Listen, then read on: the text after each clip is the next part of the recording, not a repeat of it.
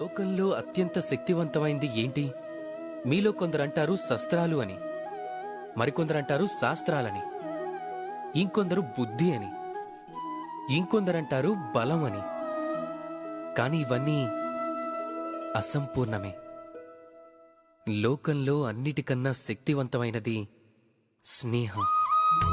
ఎవరైతే నిజమైన మిత్రులను పొందుతారో వాళ్లే అసలైన ధనవంతులు. మీరు కష్టాల్లో ఉన్నప్పుడు స్నేహం శస్త్రంగా మారి సహాయం చేస్తుంది.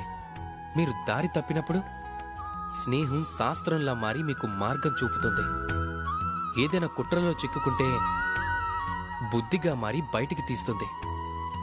ఒంటరిగా మారినప్పుడు మమతలా తోడుగా ఉంటుంది.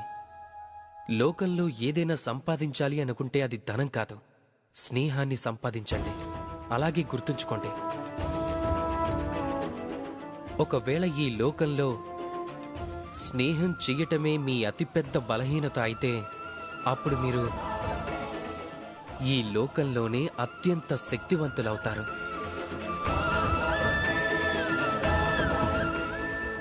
రాధాకృష్ణ.